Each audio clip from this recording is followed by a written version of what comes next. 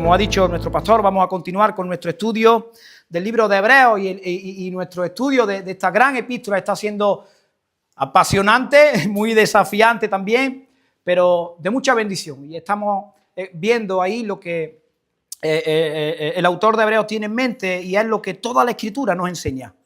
La gloria y la belleza de Cristo.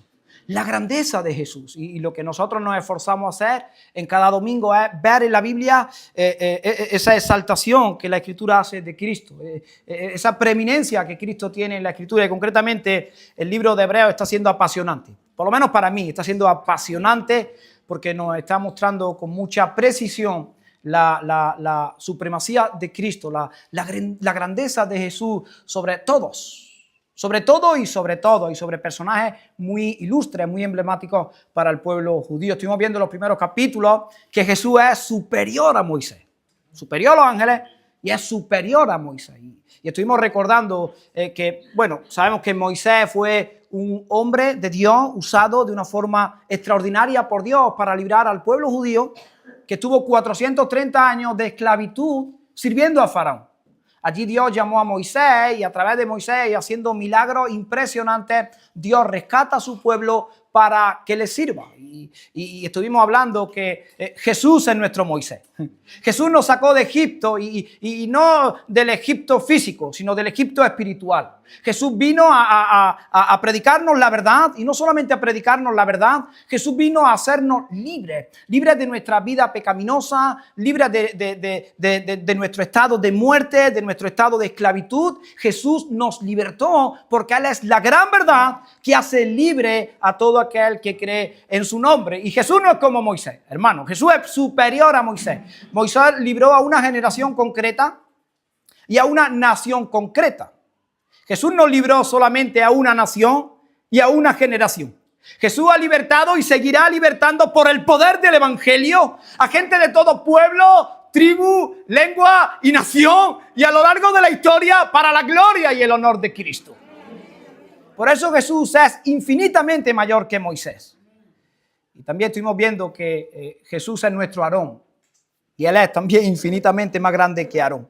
Aarón era el sumo sacerdote que representaba a los hombres delante de Dios y estaba continuamente ofreciendo sacrificios por los pecados del pueblo. Y estuvimos hablando que en los primeros capítulos que Cristo es nuestro Aarón, que fue el sumo sacerdote por excelencia y fue el sacrificio que se ofreció por nuestros pecados y un sacrificio que tiene el poder, que tiene la autoridad de darnos vida y vida eterna y vida para siempre, gloria al Señor. Y que Él no tenía la necesidad de continuamente estar ofreciendo en el desierto, sino que Él con un solo sacrificio, hecho una vez y para siempre, tiene el poder de perdonar todos nuestros pecados, los pasados, los presentes y los futuros, gloria al Señor. Y también Jesús es nuestro Josué. Y Él es superior a Josué. Y Josué fue el que tomó el lugar de Moisés y llevó al pueblo a la tierra prometida, Canaán.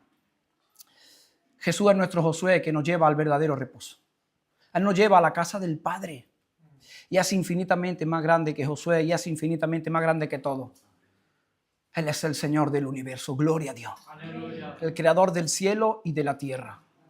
Y hoy vamos a continuar estudiando. La semana pasada nos quedamos en Hebreos capítulo 9, versículo 14, y vamos a leer a partir del versículo 15 y vamos a llegar hasta el 28.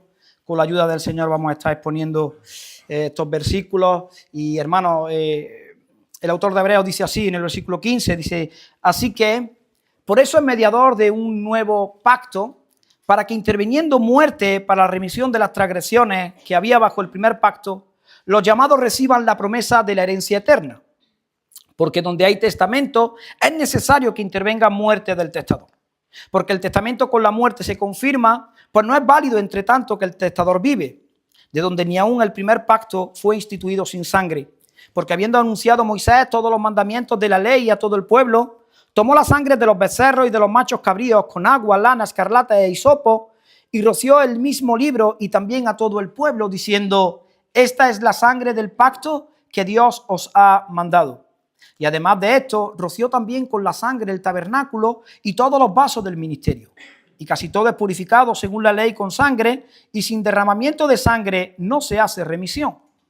Fue pues necesario que la figura de las cosas celestiales fuesen purificadas así. Pero las cosas celestiales mismas con mejores sacrificios que estos. Porque no entró Cristo en el santuario hecho de mano, figura del verdadero, sino en el cielo mismo para presentarse ahora por nosotros ante Dios. Y no para ofrecerse muchas veces, como entra el sumo sacerdote en el lugar santísimo cada año con sangre ajena. De otra manera, le hubiera sido necesario padecer muchas veces desde el principio del mundo, pero ahora en la consumación de los siglos se presentó una vez para siempre por el sacrificio de sí mismo para quitar de en medio el pecado, y de la manera que está establecido para los hombres que mueran una sola vez y después de esto el juicio. Así también Cristo fue ofrecido una sola vez para llevar los pecados de muchos y aparecerá por segunda vez sin relación con el pecado para salvar a los que le esperan. Y hasta aquí nuestra lectura en el día de hoy. En el versículo 15, el autor de Hebreos comienza así, diciendo así que...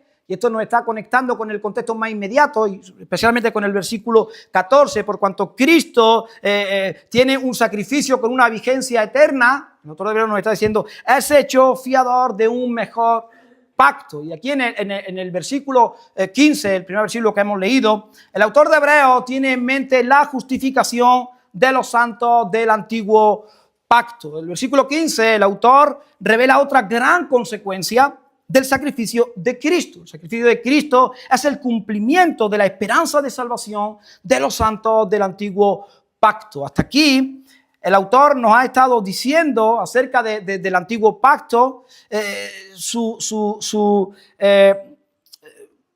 su connotación negativa. Él nos ha dicho que el pacto no era más que una figura y sombra de las cosas celestiales. Eso estuvimos viéndolo en Hebreos capítulo 8 y versículo 5. Y además de esto dice, no sin defecto. Eso lo vemos en el mismo capítulo, en el versículo 7. Y además de esto dice que es dado por viejo por Dios. Eso lo vemos en el versículo 13 del capítulo 8. Acerca de los sacrificios, el autor nos ha estado diciendo que no pueden hacer perfecto a nadie. Eso lo vimos en Hebreos capítulo 9, en el versículo 9. Y está a punto de decir que no pueden quitar los pecados. Eso lo va a decir el autor de Hebreos en el capítulo 10, versículo 4 y en el versículo 11. Solo ha reconocido en ellos, el autor, un valor transitorio y ceremonial como símbolo de las realidades espirituales que nos traería Jesús con su muerte en la cruz del Calvario. Hasta aquí el autor ha destacado la naturaleza provisional, superficial e ineficaz del sistema levítico. El autor de Hebreos está diciendo constantemente que esos sacrificios, esas leyes que habían sido dadas al pueblo no podían quitar los pecados, no podían limpiar las conciencias, eran solamente una sombra, era una figura de aquello que tendría que venir en la persona de Jesús. Y eso puede traer una pregunta a nuestro pensamiento, y creo que el autor de Hebreos está teniendo en mente eso mismo. Los lectores podían pensar, entonces, ¿qué pasa con los santos del Antiguo Testamento?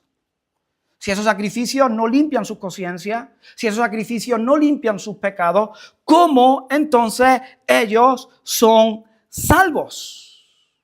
El hecho de que los sacrificios no podían limpiar su conciencia, ¿quiere decir que ellos no podían ser salvos? ¿La ineficacia de aquel pacto los condenaba a no conocer nunca el cumplimiento de las promesas de Dios? La respuesta es, en ninguna manera. Ahora vamos a escuchar el razonamiento del autor, que con mucha precisión él quiere hacernos ver. Básicamente en el versículo 15 establece lo ya mencionado, que Hebreos continuamente nos enseña, y es el carácter retroactivo del sacrificio de Cristo, el cual valida y concede eficacia a los sacrificios levíticos. El sacrificio de Cristo tiene vigencia y tiene poder sobre el pasado.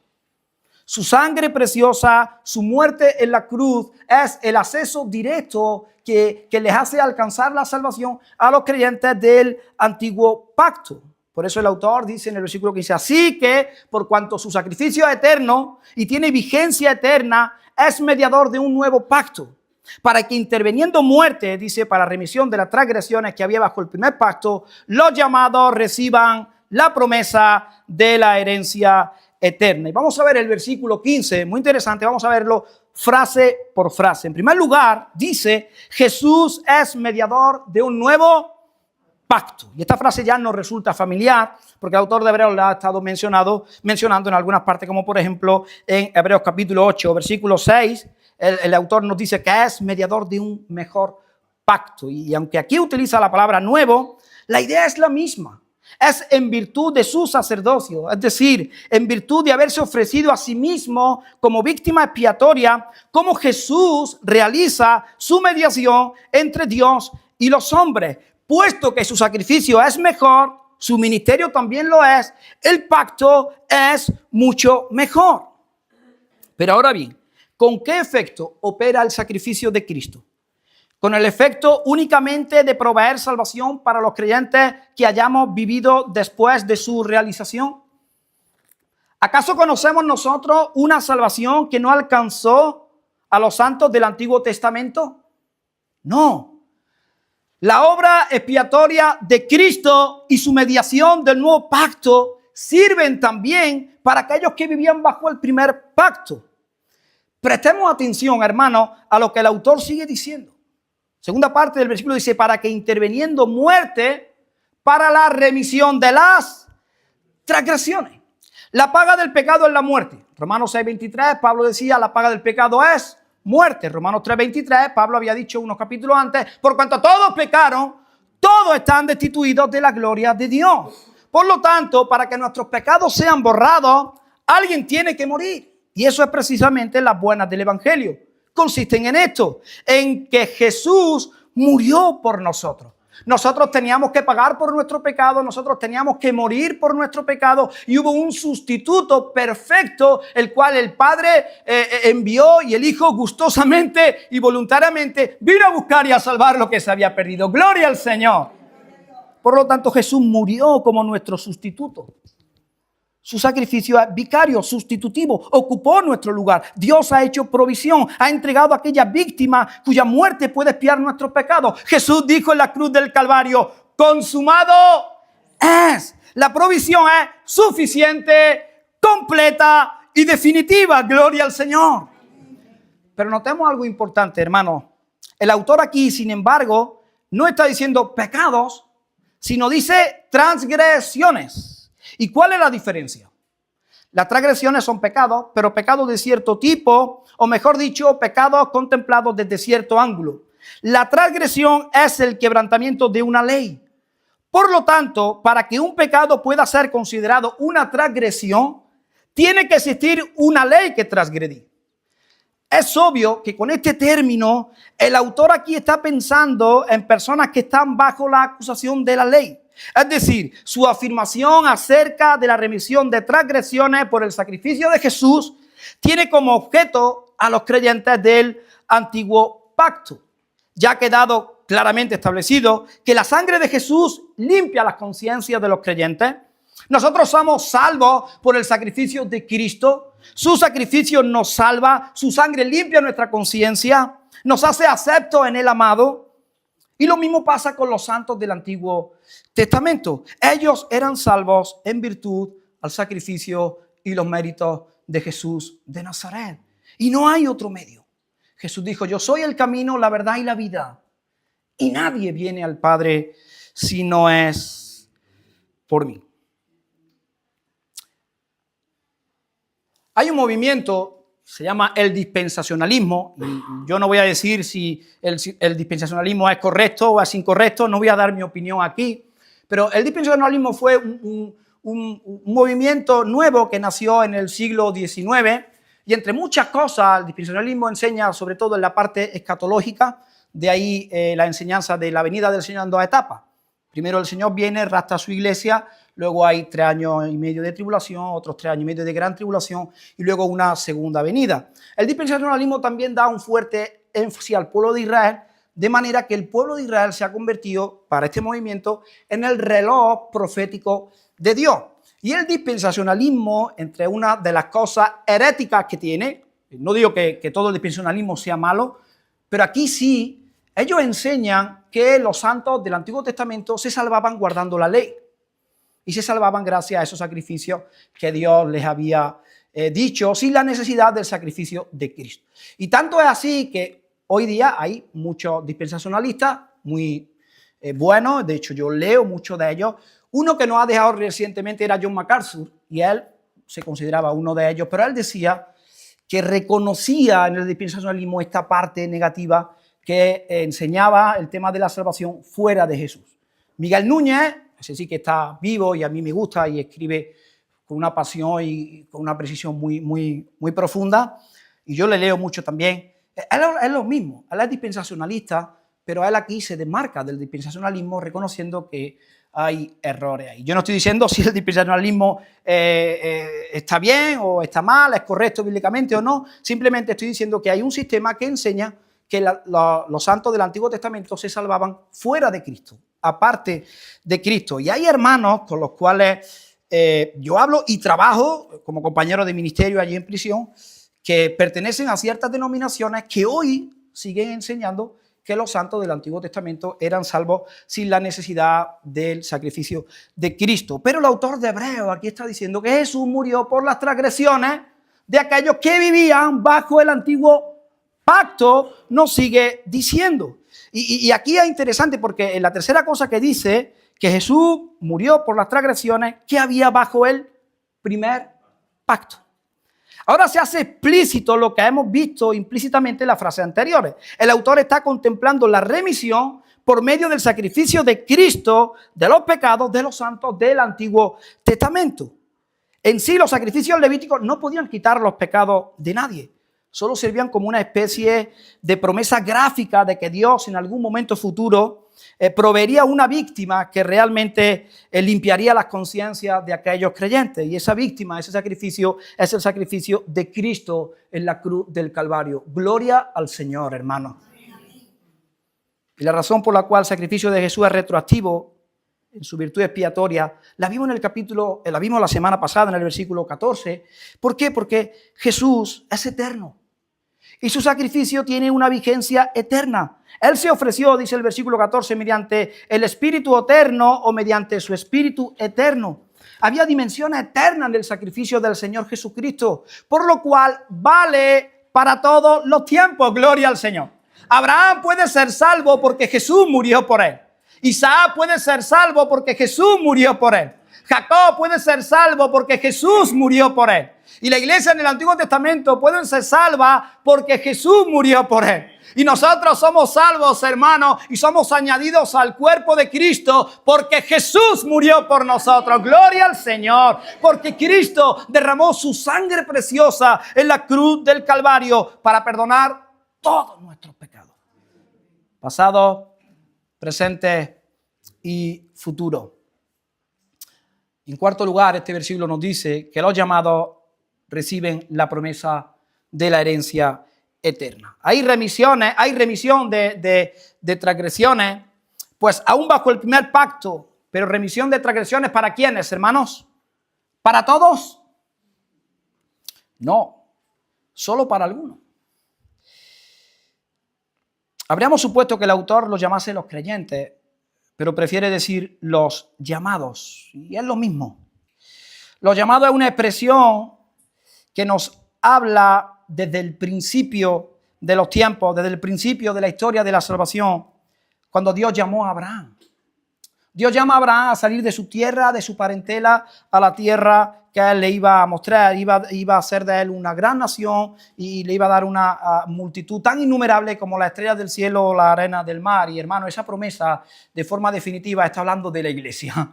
Nosotros en un sentido somos hijos de Abraham. Pablo dice en el libro de Gálatas, creo, si no me equivoco, acá en Gálatas capítulo 3, versículo 16, me parece, no estoy seguro, él dice que todos los que son de la fe son hijos de Abraham. Y en un sentido nosotros somos hijos de Abraham porque somos de la misma fe que Abraham. Y hemos sido justificados por la misma fe que fue justificado Abraham. Gloria al Señor. Qué grande es el Señor, hermano. Y qué grande es el sacrificio de Cristo en la cruz del Calvario. Bendito sea el Señor. Por los siglos de los siglos sea bendito el nombre de Jesús. Porque Él es digno. Y desde el principio Dios ha llamado a un pueblo, convocándoles para que salgan de medio de una sociedad incrédula y vivan para servirle. Y a los que Dios llama, hermano, les promete una herencia eterna. Y la gran exposición bíblica de esta última idea la encontramos en el capítulo 8 de la epístola a los Romanos. Romanos capítulo 8, versículo 30, dice así: a los que predestinó, a estos llamó. A los que llamó, a estos justificó. Y a los que justificó, a estos también glorificó. Es decir, Dios se compromete con los que responden a su llamada y actúa en sus vidas para transformarlos plenamente a la imagen y semejanza de Jesús. Hermanos, para eso Dios nos llama.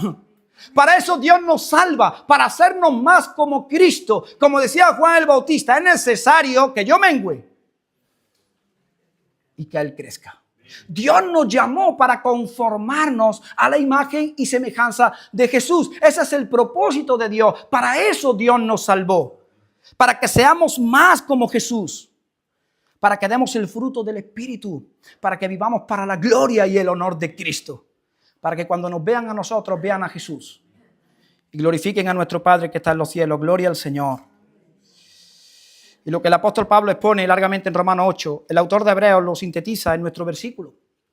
Para que los llamados reciban la promesa de la herencia eterna. Con esta sola diferencia, mientras Pablo está pensando mayormente, aunque no exclusivamente en los creyentes del nuevo pacto, el autor de Hebreos está pensando mayormente en este contexto en los del antiguo. De la misma manera que el sacrificio de Cristo, por ser eterno, proporciona remisión de pecado a todos los creyentes de todos los tiempos, así también aquellos que conocen la remisión de sus transgresiones por medio de aquel sacrificio reciben la promesa de la misma herencia eterna. Gloria al Señor, hermanos. Hemos sido llamados a recibir una herencia eterna. Gloria al Señor.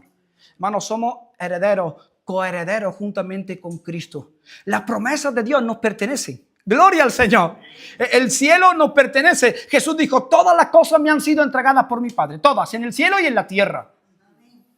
Y Jesús todas las cosas, hermanos, se las ha entregado a la iglesia. Aquellos que han sido justificados por la obra preciosa, suficiente, poderosa y eficaz de Cristo en el Calvario. Ahora, las promesas de Dios son nuestras. Todas las promesas fueron dadas a Cristo y Cristo se las entrega a su iglesia. Por lo tanto, somos llamados, hermanos, gloria a Dios, a heredar la vida eterna en Cristo. Gloria al Señor. Somos llamados, gloria a Dios, a heredar las promesas dadas por el Padre al Hijo y que a su misma vez el Hijo la entrega a la iglesia. Gloria al Señor, gloria al Hijo, hermano.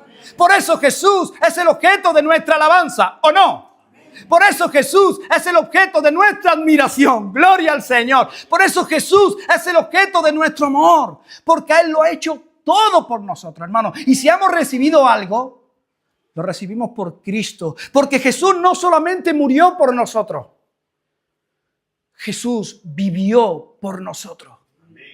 Y vivió una vida perfecta y satisfizo completamente la justicia del Padre. El Padre exigía en nosotros una justicia que ni por asomo podríamos darle.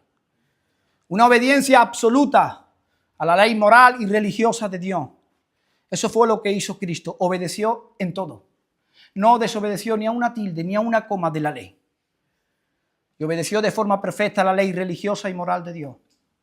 Sin embargo, fue entregado en la cruz para salvar a su pueblo. El que no conoció pecado por nosotros se hizo pecado para que nosotros fuésemos hechos justicia de Dios en él. Así nos lo cuenta Pablo en 2 Corintios capítulo 5 y versículo 17. Cristo fue maltratado por el Padre como si hubiera vivido nuestra vida y ahora nosotros somos tratados por el Padre, como dice John MacArthur, como si hubiéramos vivido la vida del Hijo. Gloria al Señor. Y esa justicia perfecta de Cristo nos es puesta a nuestra cuenta cuando nos arrepentimos y cuando le creemos. Y ahora el Padre puede mirarnos y puede decirnos, vosotros sois merecedores de mi bendición. Vosotros sois merecedores de mis promesas. Vosotros sois merecedores de mi amor. Vosotros sois merecedores de lo mío. Porque estáis vestidos por esa justicia perfecta. La justicia de Cristo Jesús. Gloria al Señor, hermano. Fuera de Cristo, lo único que merecemos es el juicio de Dios y la ira de Dios y el infierno por toda la eternidad por causa de nuestros pecados. Pero ahora por la fe hemos sido unidos a Cristo y lo merecemos todo. Gloria, honor, alabanza por los siglos de los siglos sean dadas a Jesús. Hermano, por eso Jesús merece corazones apasionados por Él. Profundamente enamorados, avivados, corazones que ardan por la gloria de Dios, por el honor de Cristo, por el bien de su pueblo. Corazones que lo dejan todo, que lo abandonan todo por Cristo, porque Él es digno, hermano. porque Él nos ha dado mucho. ¿O no? ¿Qué nos ha dado Jesús, hermano? Nos lo ha dado todo. Una herencia eterna. Nos ha dado sus promesas. Pero sobre todo, hermano, nos ha dado la presencia de Dios. Gloria al Señor. Podemos vivir en su presencia. ¡Wow! Podemos tener experiencias con Dios. Dios puede mirarnos y de hecho ahora mismo Dios nos está mirando y nos está amando. Y Dios nos está mirando con el deseo profundo en su corazón de bendecirnos, hermanos, de edificar a su iglesia, de equipar a los santos para la obra del ministerio, de regalarnos dones, de hacernos bien, de sanarnos, de levantarnos. ¡Wow! De hacer infinidad de cosas por el sacrificio de Jesús, porque Cristo nos ha limpiado, porque Cristo nos ha salvado, porque Él nos ha justificado. El Padre puede mirarnos y puede tener contentamiento en su corazón. ¡Gloria a Jesús! ¡Gloria a Jesús! Y todo es por Cristo y todo es para Cristo, para la gloria y el honor de Cristo. Por eso nosotros adoramos a Jesús. Y de verdad deseamos de todo corazón que toda rodilla se doble y toda lengua confiese que Jesús es el Señor. Señor, te pedimos que toda rodilla se doble y toda lengua confiese que tú eres el Señor.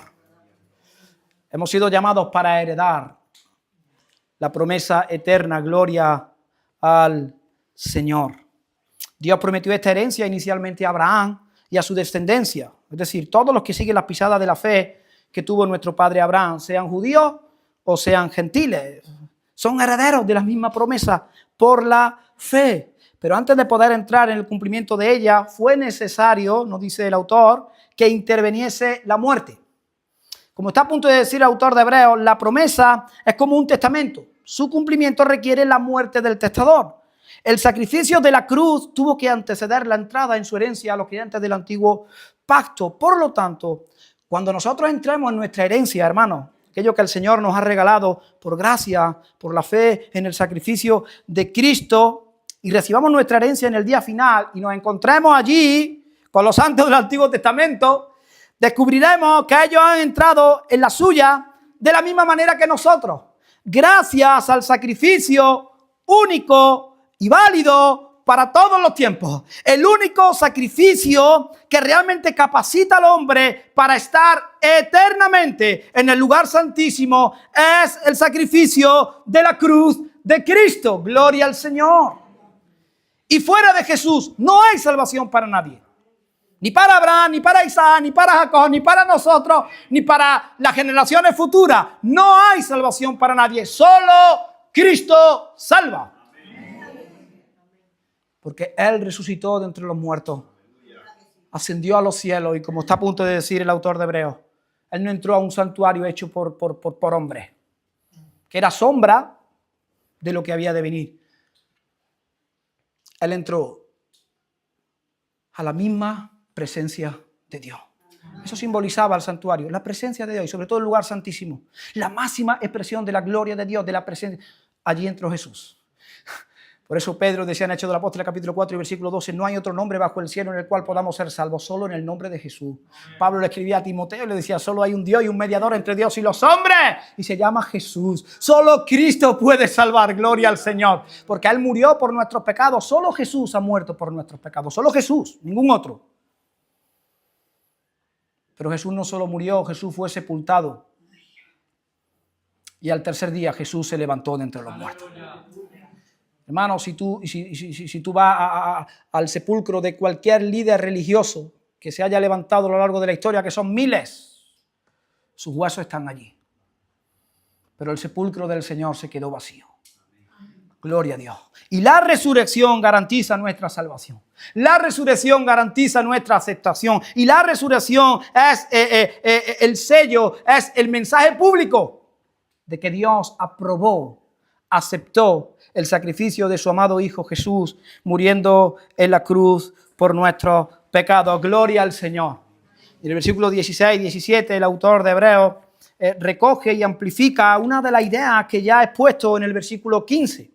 Para que un testamento entre en vigor, hace falta la muerte del testador. Y aquí tenemos que tener en cuenta que en griego tanto testamento y pacto son la misma palabra, y es importante que sepamos esto porque así vamos a entender la estrecha vinculación que hay en el versículo 15 y el versículo 16. Cuando el versículo 15 afirma que la herencia prometida por el antiguo pacto entró en vigor en el momento de la muerte de nuestro Señor Jesucristo, está afirmando algo que vemos con frecuencia en la vida cotidiana. Para que un heredero pueda recibir los beneficios de un testamento, hace falta que muera el testador. Mientras el testador está vivo, el testamento no entra en vigor, de manera que puede ser anulado e incluso puede ser modificado. Y a primera vista, el versículo 17 solo repite la misma idea. El testamento no es válido entre tanto que el testador vive. Sin embargo, en la primera parte del versículo aparece un matiz ligeramente distinto.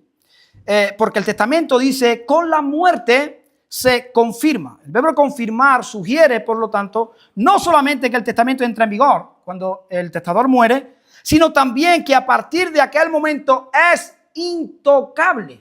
Ya no se puede anular, ya no se puede modificar, es intocable. Lo que ha sido escrito en ese testamento entra en vigor, tiene cumplimiento y ya no se puede volver atrás, no se puede modificar. Y la muerte lo confirma como definitivo. Eso es lo que hizo la muerte de Cristo, hermanos. Confirmar el nuevo pacto como algo definitivo, como algo intocable, como algo inquebrantable, como algo que tiene su cumplimiento sí o sí, para la gloria de Dios y para el bien de su pueblo. Hermano, Jesús es hecho fiador de un nuevo y de un mejor pacto. Y como está a punto de decirnos Hebreos en el capítulo 13, un pacto eterno. Gloria al Señor. El autor de Hebreos, en el versículo 18 y 20, va a decirnos que el primer pacto fue instituido por medio de la muerte. Sin embargo, el interés del autor en estos momentos no es el de subrayar la diferencia entre los dos pactos, sino algo más bien que tienen en común. Acá el primer pacto nos dice, fue sellado por la muerte de una víctima propiciatoria. Ni aun el primer pacto fue instituido sin sangre, nos dice. Y por supuesto, el nuevo pacto fue establecido sobre la base de la sangre de Jesucristo. Tema que el autor va a elaborar a partir del versículo 23. Y aunque el primer pacto tenía esto en común, como un testamento, para que entrase en vigor tenía que intervenir la muerte. Y fue en torno a holocaustos y sacrificios y rociados por su sangre, como el pueblo solemnemente juró guardar el pacto cuando Moisés lo leyó públicamente. En los versículos 19 y 20, el autor describe aquel juramento conforme a la narración en Éxodo 24. Dice, porque habiendo anunciado Moisés todos los mandamientos de la ley a todo el pueblo, tomó la sangre de los becerros y de los machos cabríos con agua, lana, escarlata e hisopo, y roció el mismo libro y también a todo el pueblo, diciendo, esta es la sangre que Dios os ha mandado. Hermano, la remisión de pecados y la purificación del pueblo es la finalidad de los dos pactos. Finalidad que no se logra sin el derramamiento de sangre, nos está diciendo el autor. Esta es la sangre del pacto, dice Moisés. Hacia esta conclusión nos conducirá el autor en el versículo 22. Pero antes debemos mirar al versículo 21. Dice así, además de esto, Moisés roció también con la sangre el tabernáculo y todos los vasos del ministerio. El versículo 21 y 22, el interés principal del autor parece centrarse en otro aspecto de la purificación por sangre. Dice, sin derramamiento de sangre no se hace remisión. Esto es cierto. No solo de la expiación de pecados o la purificación exigida para la ratificación del pacto, sino también de la consagración y limpieza del tabernáculo y sus utensilios. De manera que cuando el tabernáculo fue rociado por Moisés, la sangre adquirió un nuevo significado. De no haber sido rociado por sangre y no haber sido purificado, el tabernáculo, que simboliza la presencia de Dios entre su pueblo, habría sido contaminado por la misma presencia de aquel pueblo. Porque el pueblo, aunque tenían su sacrificio y aunque cumplía con las leyes ceremoniales y todo el ritual religioso, seguía teniendo conciencia sucia, seguían teniendo corazones pecaminosos. No habían sido limpios de forma eficaz a través de ese rito que era sombra y que señalaba al sacrificio perfecto de Jesús en la cruz del Calvario. La sangre no solamente ratifica el pacto, también hace provisión para la deficiencia del pacto. Dios había hecho un pacto con el pueblo de Israel. El pueblo de Israel se comprometió a guardar la ley, pero era incapaz de hacerlo. La constitución del tabernáculo, los sacerdotes y los sacrificios fue algo adicional al pacto. Una provisión de la gracia de Dios, de la misericordia de Dios ante la imposibilidad del cumplimiento de la ley. El pacto se ratificó solemnemente ante Dios mediante la muerte de víctimas. Fue sellado con sangre como contrato entre dos partes, pero era imposible que la parte humana lo cumpliese. El pueblo desobedecía la ley de Dios vez tras vez. Continuamente el pueblo pecaba. Continuamente el pueblo fallaba al pacto. Y como un acto de amor y un acto de misericordia, Dios llamó a Moisés. Lo llamó al monte y constituyó el tabernáculo con su sistema de remisión y perdón de pecados. Y en realidad, hermano, fue sobre la base no del pacto, sino de la misericordia de Dios expresada en el sistema levítico, cómo Dios mantuvo su vínculo con el pueblo de Israel a lo largo de muchos siglos hasta la venida de Cristo, porque ellos no podían presentarse delante de Dios por sus propios méritos, porque era un pueblo pecaminoso, era un pueblo rebelde, era un pueblo desobediente, era un pueblo que faltaba a la ley, como nosotros, ¿o no? Por eso necesitamos del sacrificio perfecto de Jesús en la cruz del Calvario. Y Dios, como muestra de su amor, ordenó todo el tema del tabernáculo, todo el sistema levítico, el tema del sacerdocio, para seguir teniendo comunión con su pueblo, porque el pueblo pecador no podía estar en la presencia de Dios. Y Dios quería seguir teniendo comunión con su pueblo. Hermano, y qué bueno es el Señor. ¿O no? Porque a pesar de lo que somos, hermano, y a pesar de que muchas veces somos infieles, muchas veces fallamos al Señor, qué bueno, hermano, es que el Señor quiere seguir teniendo comunión con nosotros. Él ha provisto un sustituto, un Salvador eterno, Jesús de Nazaret. Y qué bueno que ese sacrificio, hermano, nos da las características, las cualidades, nos hace aceptos en el amado y sin ningún miedo. Si tú eres de Cristo, no tienes que tener ningún temor a venir a la presencia de Dios. Si no eres de Cristo, tiembla, porque fuera de Cristo no hay nada bueno. Pero si nosotros hemos sido limpiados con la sangre de Cristo, si Cristo es nuestro sacerdote, si Cristo es nuestro intercesor, si Cristo es nuestro abogado, si Él es nuestro Salvador, si Él es nuestro Rey, si Él es nuestro Dios, no debemos tener ningún miedo a venir a Dios. Porque Él nos va a recibir, Él nos va a abrazar, Él nos va a amparar. Porque somos de Cristo. Gloria al Señor. Y Dios le dio al pueblo este sistema de sacrificio para no desecharlo, para seguir teniendo comunión con Él, porque el pueblo estaba sucio y nunca dejaban de estarlo por causa de su pecaminosidad, pero eran purificados las cosas y los sacrificios que Dios había dicho en el sistema levítico, en el Pentateuco, sobre todo en el libro de Levítico. Eran purificados y Dios cubría sus pecados y eran purificados de forma externa y les hacía digamos, aceptos para poder hacer todo el ritual que Dios les pedía, pero internamente y sus conciencias seguían sucios, pero Dios cubría sus pecados porque esos sacrificios señalaban a uno y Dios veía el sacrificio perfecto de Jesús en la cruz del Calvario. Y por eso ellos podían ser perdonados y limpiados de la misma manera que nosotros. Gloria al Señor, hermano, porque Jesús es bueno y Él es poderoso. Tenemos un poderoso gigante. Nuestro Salvador es alguien grande, hermanos. Él no es digno de lástima. Él en la cruz triunfó. Hay mucha gente cuando ven la pasión de Cristo sienten pena por el Señor. Pero Jesús no es digno de lástima. Él triunfó como un poderoso vencedor. Él conquistó la muerte. Él venció al diablo. Él venció a los demonios. Él venció las obras del infierno. Él venció a las tinieblas, muriendo en la cruz del Calvario y resucitando al tercer día. Gloria al Señor. Y Él no está intercediendo por los suyos como una víctima o como un pobrecito.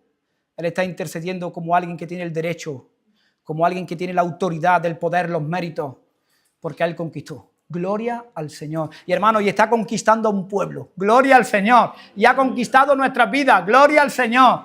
Y sigue enamorándonos, apasionándonos, porque Él está vivo por el poder de su Espíritu y Él está aquí en medio de nosotros. Amén. Amén. Jesús dijo, donde 2 o 3 están congregados en mi nombre, allí estoy yo en medio de ellos. Hermano, y en la presencia de Jesús, ahora mismo en este lugar, cualquier cosa es posible. Amén. Porque Dios está en medio de nosotros. Y Él puede perdonar pecados, puede resucitar a muertos espirituales que han entrado sin Cristo, puede sanarte de problemas psicológicos, físicos, emocionales, espirituales, de todo tipo, porque Él es todo suficiente. Él es el Shaddai, el Dios todo suficiente, el todopoderoso, aquel que, como lo dijo a Sara, ¿acaso hay algo difícil para Dios? Hermano, ¿hay alguna cosa difícil para Dios? Y qué bueno, hermanos, que en cualquier momento el Señor puede cambiar tu historia. En cualquier momento el Señor puede cambiar tu circunstancia. En cualquier momento el Señor puede cambiar tus lamentos, tus fracasos, tus debilidades, porque Él es el Todopoderoso, hermano. Y para el Señor todas las cosas son posibles. Marcos 9:23 dice, todo es posible al que cree. Hermano, nuestro Dios es bueno. Y tengo que seguir con el pasaje. Me quedaría aquí en esta parte. Y nos va a hablar de la purificación de las cosas celestiales en el versículo 23. Y con la palabra pues, el versículo 23, el autor nos indica que está llegando a la culminación del argumento de esta parte central de su epístola. En los versículos anteriores, el tema de la purificación nunca ha estado lejos de la mente del autor, practicado bajo el sistema levítico. Él siempre ha tenido esto en mente, la purificación. Y con este énfasis sobre la purificación, el autor nos ha estado enseñando lo que en realidad es la necesidad fundamental del ser humano caído. Nuestro problema es nuestra suciedad. El problema de la humanidad es que está sucio. Es que hay miseria espiritual. Es que vive lejos de Dios, apartado de Dios y vive bajo la ira de Dios. Y no solamente es un problema, que ya lo es, sino que es imposible salir de esa condición por uno mismo. El ser humano no puede hacer absolutamente nada para limpiarse a sí mismo. Está imposibilitado. Y no puede llegar a estar limpio por su propia capacidad. Y por otra parte nos ha indicado el carácter físico, superficial y por lo tanto ineficaz de las diversas purificaciones del antiguo pacto. Si nuestro problema fuera cuestión solamente de habernos ensuciado las manos, ¿qué hay que hacer? Te lavas las manos. Bastaría con lavárnoslas. Si se tratara de una impureza ceremonial contraída, por ejemplo, en la Biblia encontramos que el contacto con un cadáver, esto hacía a la gente impura. No podían participar de la ceremonia. Y había un proceso de 7 días donde la persona tenía que purificarse y otra vez la persona podía participar de la ceremonia, lo que fuera llamado a hacer. Pero ese no es nuestro problema. Nuestro problema no está en el exterior, nuestro problema está dentro. Nuestro problema está en el corazón. Y teniendo esto, ¿cómo puede el hombre hallar una auténtica purificación de su miserable condición moral y espiritual? ¿Con qué lavará las manchas de su pecaminosidad ante Dios? ¿Cómo puede limpiar su vida interior y santificar su corazón rebelde? Jeremías decía al pueblo, aunque amontones jabón sobre ti y te lavares con lejía, la mancha de tu pecado permanecerá sobre ti. Los ritos levíticos, desde luego, no pueden efectuar ninguna purificación a este nivel. El autor ya nos ha dicho que no pueden hacer perfecto en cuanto a la conciencia al que practica ese culto.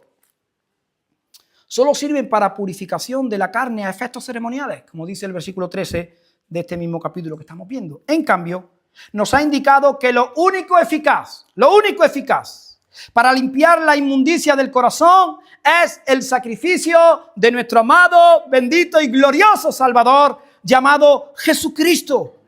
La sangre de Cristo, dice el versículo 14, limpiará vuestras conciencias de obras muertas para que sirváis al Dios vivo. Hermano, gloria al Señor.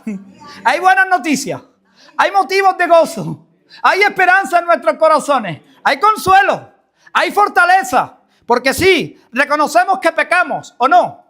Reconocemos que fallamos, reconocemos que desobedecemos la ley, pero también reconocemos que Cristo es el Señor.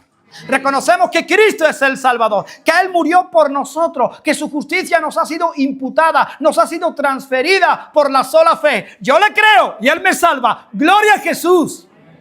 Él dijo en la cruz, consumado es. Quien cree en mí, decía Jesús, tiene vida eterna. Wow, qué grande es el Señor. Qué poderoso es el Señor. Quien cree en mí tiene vida eterna. Hay un solo sacrificio que reúne las necesarias condiciones. Uno solo. Y proporciona purificación interior y espiritual. Es un sacrificio único, perfecto, totalmente eficaz. Y por lo tanto, como dice la Escritura, no puede ser repetido. El sacrificio de Cristo en la cruz del Calvario. Hermanos, su sacrificio es suficiente. Y esto es emocionante, porque Jesús entró en el cielo. Él dijo a sus discípulos la última noche, Juan capítulo 14, cenando en el aposento alto, de forma clara a los discípulos que le iba a dejar. Y en el capítulo 13, cuando Él lava los pies de los discípulos, Él dice, yo salí de Dios. De Dios vengo y a Dios voy. Él fue al lugar que le pertenece por derecho propio, el cielo. El lugar celestial. Por eso nos dice la Escritura, y es emocionante los términos que usa el autor. Dice que Jesús es más sublime que los cielos, que Él habita la eternidad.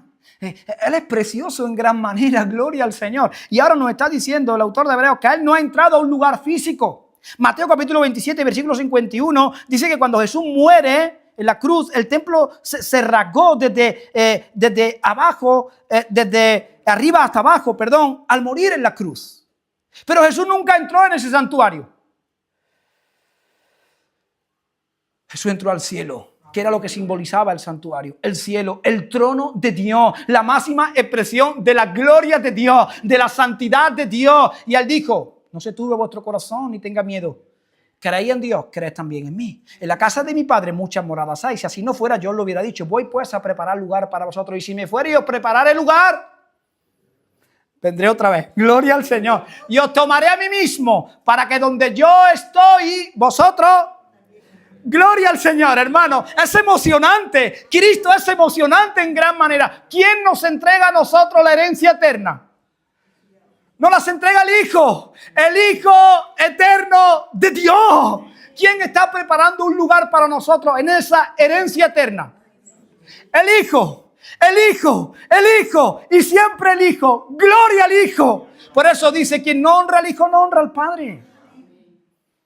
Si queréis ver al Padre, Jesús decía, vedme a mí. Felipe, no me habéis conocido. Tanto tiempo hace que estoy con vosotros y todavía no me has conocido. Y él decía, yo tengo autoridad para dar vida, para dar a conocer el nombre del Padre. ¡Wow, hermano! Gloria al Señor. Gloria a Jesús. ¿Amamos a Jesús o no? Amamos a Jesús, hermano. Y este mundo necesita escuchar y necesita ver que hay una iglesia que ama a Jesús y que no se avergüenza de su nombre. Amo a Cristo. Y no nos avergonzamos del Evangelio, como decía Romanos capítulo 1, versículo 16, porque el Evangelio es poder de Dios para salvación a todo aquel que cree. Gloria al Señor. Hermano, y siempre que tengo oportunidad hablo del Evangelio. Y hablo de la resurrección de Cristo, y hablo del cielo, y hablo del infierno. Y me da igual que se burlen, porque muchos creen que le estoy... Algunas veces, en algunas ocasiones, he estado hablándoles de Cristo, hablándoles de la resurrección, y algunos que han pensado... Hay una apostasía increíble. Algunos han pensado que es que me estaba quedando con ellos, que estaba de broma. No, te estoy hablando en serio. Creo en la resurrección de entre los muertos. Porque el Cristo que nosotros predicamos, el Cristo que nosotros conocemos, el Cristo que nosotros anunciamos, resucitó y vive para la gloria de Dios y va a seguir salvando a muchos. Aunque se burlen, aunque se rían, aunque nos persigan, la obra de Dios es imparable, hermano. Los propósitos de Dios son eternos e inconfundibles. Los propósitos de Dios se van a llevar a cabo y el Señor, hermano, va a llevar a cabo su obra a pesar de nosotros, a pesar del diablo, a pesar del infierno, a pesar de las tinieblas, a pesar de la incredulidad que hay en el mundo, a pesar de los gobernantes que tenemos, Dios va a cumplir su plan perfecto. Gloria al Señor. Porque, hermano, ¿quién puede torcerle la mano al Señor? ¿Quién puede anular el consejo del Señor? Dice que los gobernadores se creen que están haciendo, deshaciendo, diciendo, pero el Salmo número 2 dice: el Señor desde los cielos se reirá de ellos. Porque, hermanos, en el cielo no hay muchos tronos, ¿o sí? Juan, en la isla de Patmos, dice que vio un trono establecido en el cielo. Y allí hay uno sentado. Y se llama Dios. Y Él es el que reina. Y Él es el Señor. Y el Salmo número 24 dice: del Señor es la tierra y su plenitud, y todo en cuanto a ello hay. Todo es del Señor. Todo es para el Señor. Y Él va a llevar a cabo. Y la tierra es el escenario donde Dios muestra su gloria, donde Dios muestra su grandeza, su belleza, y donde Dios está llevando a cabo su propósito. Gloria al Señor, hermano. El reino de Dios se va a seguir extendiendo. Gloria a Dios. El reino de Dios se va a seguir extendiendo. El evangelio va a seguir salvando. ¿Hasta cuándo? Hasta que el Señor venga por segunda vez. Gloria a Dios. Ese es nuestro Dios. Nuestro Dios es imparable. Sencillamente imparable. Y Él va a llevar a cabo a hacer lo que ha dispuesto a hacer con su iglesia. Y a nivel personal, hermano, Dios nos creó con un propósito. Y ese propósito Dios lo va a llevar a cabo. Gloria al Señor. Y cuánto consuelo y descanso y ánimo trae esto a mi corazón. Saber que a pesar de mí, de mis defectos, de mis errores, que son muchos, a pesar de mí, Dios va a cumplir su propósito en mí. David decía una cosa así. Y creo que esta es suficiente, hermano. Que Dios está por mí. Y como dice Pablo en Romanos capítulo 8, si Dios es con nosotros, ¿quién contra nosotros? Hermanos, verte ahí sentado es una muestra inconfundible de la gracia del Señor y de la misericordia del Señor para con nosotros. Es un regalo del Señor verte aquí sentado. Es un regalo del Señor adorarle juntos, bendecirle juntos, aplaudirle juntos, gritar juntos y escuchar su palabra juntos. Es un regalo del Señor. Gloria a Dios, hermanos. Qué emocionante es ver a Jesús. Contemplar la gloria de Jesús. Bendito sea el nombre del Señor. ¿Por dónde íbamos? Jesús entró a los cielos. Jesús entró a los cielos. No entró a un lugar físico, sino al lugar celestial. Él entró al verdadero santuario. Él entró en el cielo como sumo sacerdote para representarnos ante la misma presencia de Dios. El sumo sacerdote levítico pasaba unos pocos momentos, una vez al año, en el lugar santísimo como representante del hombre ante Dios. Cristo, sin embargo, que está siempre ante la presencia de Dios, nos está representando constantemente como nuestro abogado defensor. Gloria al Señor. Así dice Romanos capítulo 8, versículo 34, Hebreos capítulo 7, versículo 25 y 1 de Juan capítulo 2 y versículo 1. Jesús intercede por nosotros. Jesús es nuestro sumo sacerdote que está intercediendo. Jesús es nuestro abogado que nos defiende. Hermanos, tenemos seguridad de salvación. Nada ni nadie puede robarnos la salvación. Ni el diablo, ni el infierno, ni las tinieblas, ni la incredulidad del mundo, ni la filosofía mundana que hay y que están implantando por todas partes. Nada ni nadie podrá robarnos la salvación porque es segura en Cristo, porque Él es nuestro abogado defensor. ¡Gloria a Dios! Este abogado tiene un argumento irrefutable, contundente. Y el argumento es su sangre. Y siempre me gusta decir esto y no puedo evitarlo. Cuando Jesús va al Padre no le está pidiendo misericordia para ti. Porque misericordia no es lo que necesitamos.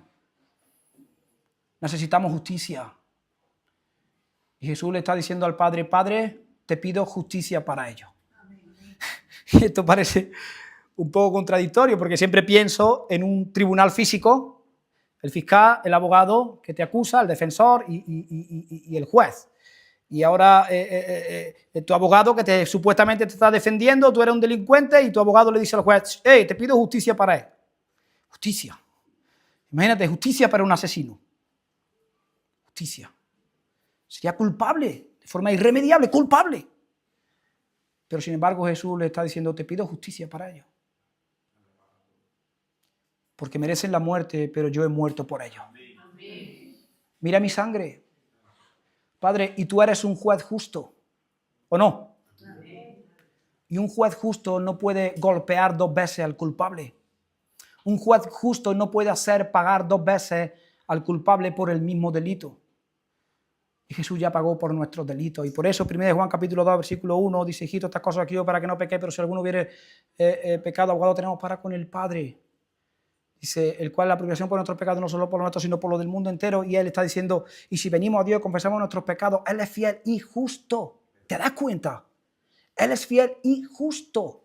Y lo que implica aquí es que Juan está diciendo, si Dios no te perdona, si eres un creyente en Cristo y Dios no te perdona a ti, Dios no sería justo.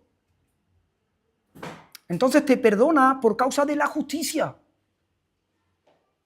Porque el justo murió por los injustos para llevarnos a Dios. Porque el que no conoció pecado se hizo pecado por nosotros y ahora nosotros hemos recibido su justicia perfecta. Y el Señor le dice, te pido justicia para ellos. Porque la justicia está de nuestra parte, hermanos. Dios está de nuestra parte. Por eso Pablo dice, ¿quién podrá acusar a los escogidos de Dios? ¿Quién? ¿Quién condenará? A Cristo es el que murió. Nada ni nadie puede robarnos la salvación. Gloria al Señor. Porque Jesús es el buen pastor y nosotros somos su oveja. Y nuestro sumo sacerdote, nuestro buen pastor, nuestro Señor, nuestro Dios, nuestro amigo, está en el cielo intercediendo por cada uno de nosotros. Gloria al Señor, hermano. Gloria al Señor. La característica aquí señalada en el versículo 25 y 26, el autor de Hebreos nos señala al menos 3 características y estoy terminando, 5 minutos y terminamos. En primer lugar, el autor establece que el sacrificio de Cristo es único, inimitable y suficiente para todos los tiempos y para todas las personas, por cuanto Él es Dios. Los sacrificios levíticos eran anuales, y me refiero aquí a los del día de la expiación. De hecho, los sacrificios por el pecado eran constantes. Cada vez que una persona tenía conciencia de pecado, debía subir a Jerusalén para expiar su culpa. El humo de los holocaustos no cesaba nunca. Continuamente estaban ofreciendo sacrificios por sus pecados. Notemos, pues, el contraste con respecto al sacrificio de Jesucristo. Mientras aquellos sacrificios habían de ofrecerse muchas veces, si nos preguntamos cómo un solo sacrificio entonces puede tener valor eterno. ¿Por qué? La respuesta está en el versículo 14.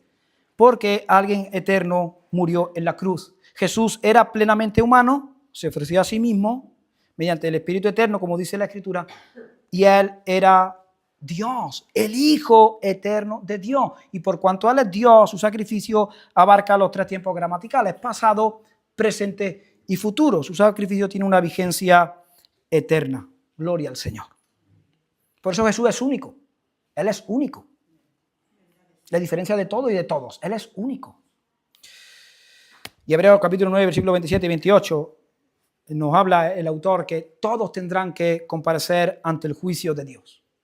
Hermanos, amigos, su juicio es inevitable. Todos daremos cuenta delante de Dios. Todos. Por cada uno de nuestros actos, el hombre tendrá que dar cuenta a Dios. Y qué bueno es esto, hermano. Porque esto significa que la justicia existe. La justicia buena, la justicia perfecta. La justicia de Dios. Y nuestra conciencia nos da testimonio de que ese tribunal divino y que esa justicia existe de verdad. Y qué bueno, hermanos, que los hombres no podremos burlar la justicia de Dios.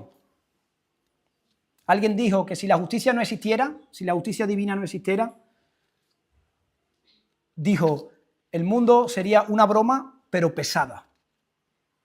Porque muchos andan adulterando la justicia, evitando la justicia, porque vivimos en un mundo corrupto, caído, maldito por el pecado y creemos que no pagarán, darán cuenta delante de Dios. La justicia existe, la justicia es real, la justicia es perfecta. Hermanos, Dios no va a ser burlado. Gálatas capítulo 6, el apóstol Pablo dijo, no os engañéis, Dios no puede ser burlado. Todo lo que el hombre sembrare, todo, eso va a recoger, todo. Dios no va a ser burlado. El hombre tendrá que dar cuentas delante de Dios. Esto está establecido para los hombres que mueren una sola vez y después el juicio. Los hombres podemos burlar la justicia humana, pero no la divina. Y sigue hablando el autor de Hebreos y dice que Jesús cargó en la cruz con nuestros pecados. Gloria al Señor. Isaías 700 años antes, en el capítulo 53, dice que Jehová cargó en él el pecado de todos nosotros.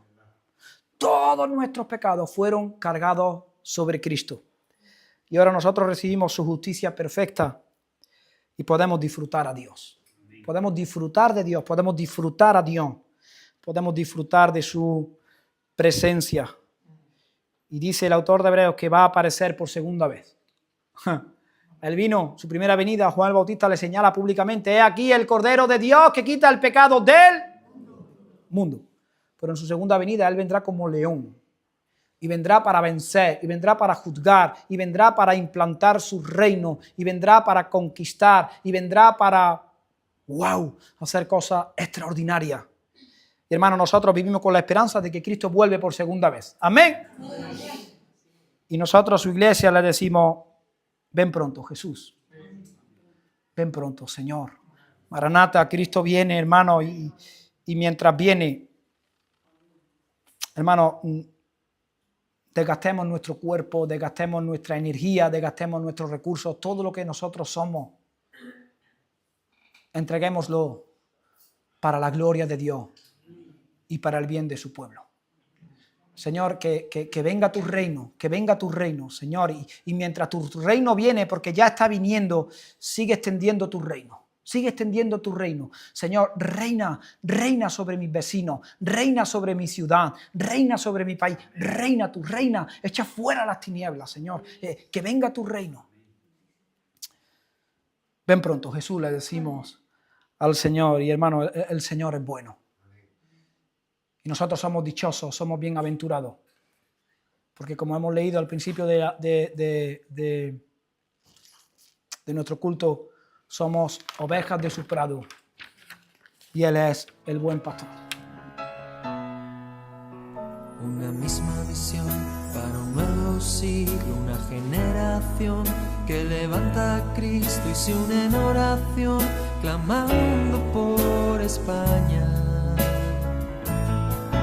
Nuestras posesiones, nuestros corazones pertenecen al Señor de señores, no importa el precio, salva nuestra España. Las barcas y las redes listas son.